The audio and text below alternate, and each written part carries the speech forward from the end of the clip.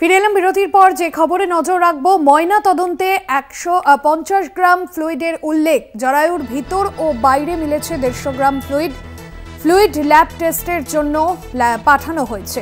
Report এলে ফ্লুইডের সিমেনের পরিমাণ জানা যাবে।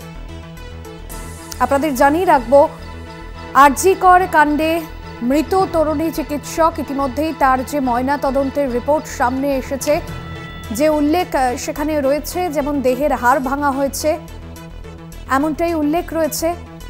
পাশাপাশি যে ঘটনা, ধর্ষণ করে খুনের যে ঘটনা, সেই ঘটনা একের পর এক তথ্য সামনে আসছে। ময়না তদন্তে 150 গ্রাম ফ্লুইডের উল্লেখ। জরায়ুর ভিতর ও বাইরে মিলেছে 150 গ্রাম ফ্লুইড। ল্যাবে টেস্টের জন্য পাঠানো হয়েছে। রিপোর্ট এলে ফ্লুইডে সিমেনের পরিমাণ জানা যাবে। আপনাদের জানিয়ে রাখবো, গতকাল যে রাতভর জিজ্ঞাসাবাদ করা হয় এবং সেই জিজ্ঞাসাবাদে একের পর এক গুরুত্বপূর্ণ তথ্য উঠে আসে এবং যে ফ্লুইড পাওয়া গিয়েছে সেই ফ্লুইড টেস্টের জন্য পাঠানো হয়েছে ল্যাবে। 150 গ্রাম ফ্লুইড মিলেছে তরুণীর শরীরে। আরজি কর থেকে রয়েছেন আমাদের প্রতিনিধি সরাসরি রিয়া মাঝি। রিয়া, যে ফ্লুইড টেস্ট পাঠানো হয়েছে, ফ্লুইডের পরীক্ষার জন্য ল্যাবে পাঠানো হয়েছে, অর্থাৎ প্রাথমিকভাবে মনে করা হচ্ছে, যেমনটা বিশেষজ্ঞ চিকিৎসকরা তারাও যেরকম বলছেন, যে একজনের পক্ষে এই ধরনের কাজ করা সম্ভব নয়। তাহলে এই যে ফ্লুইড পাওয়া গিয়েছে, এই ঘটনায় কি সঞ্জয় রায় ছাড়াও আরও অনেকে ঘটনাস্থলে ছিলেন ওই দিন?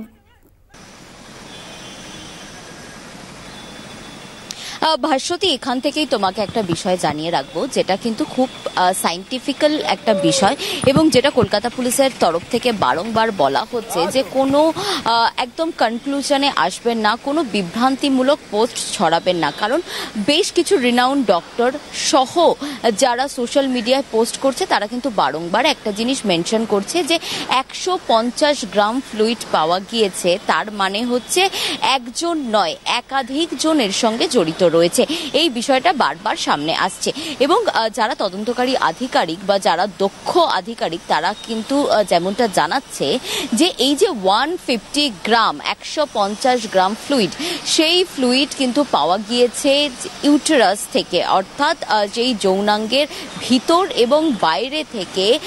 এই ধরনের যে কেস, রেপ কেস বা যদি আনন্যাচারাল ডেথের কেসও হয় এবং সেখানে যখন একজন মহিলার পিএম হয়, অর্থাৎ পোস্টমর্টম হয়, সেই সময়ে কিন্তু যেটা দেখা যায় যে ইউটেরাস থেকে ওয়াশ করে ফ্লুইড নেওয়া হয় ল্যাবে পাঠানোর জন্য এবং বাইরে ভিতরে দু জায়গারই ফ্লুইড নেওয়া হয় ওয়াশ করে এবং সেই ফ্লুইড চলে যায় ল্যাবরেটরি টেস্টের জন্য এবং সেই পরীক্ষা করে যতক্ষণ না আসে ততক্ষণ কিন্তু বলা চলে না যে সেখানে কতজনের বীর্য রয়েছে বা সেটা একজনের রয়েছে নাকি একাধিক জনের রয়েছে।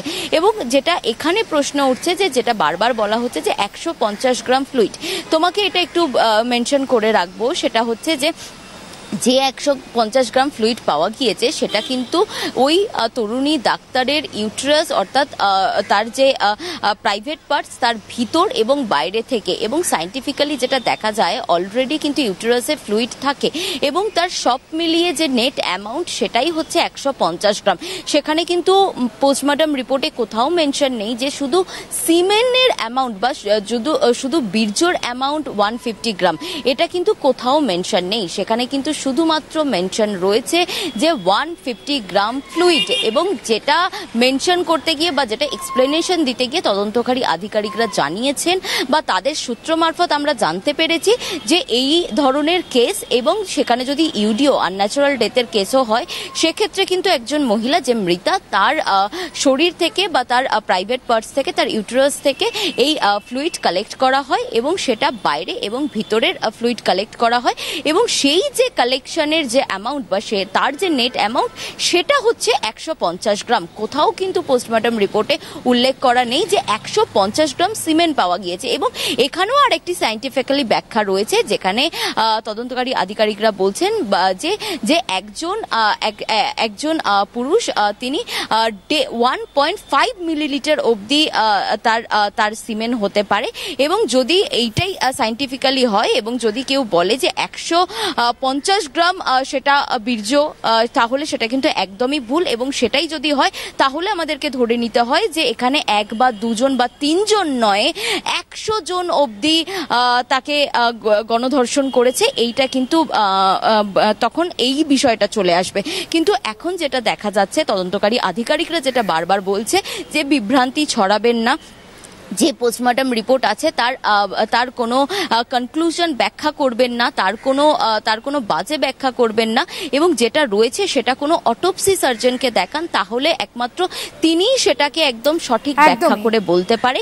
এবং যেটা বলা হচ্ছে বা যেটা বিভ্রান্তি ছড়ানো হচ্ছে যে এই 150 গ্রামটা কোনো বীর্য বা কোনো সিমেন্ট নয়, এটা শুধুমাত্রই কিন্তু ফ্লুইড, এবং সেই ফ্লুইড টেস্টের জন্য গেছে। সেই টেস্টের রিপোর্ট এলেই বোঝা যাবে যে কতজনের সেখানে সিমেন্ট রয়েছে এবং একজন নাকি বহু, এবং কতটা অ্যামাউন্ট রয়েছে তখনই বোঝা যাবে এটা।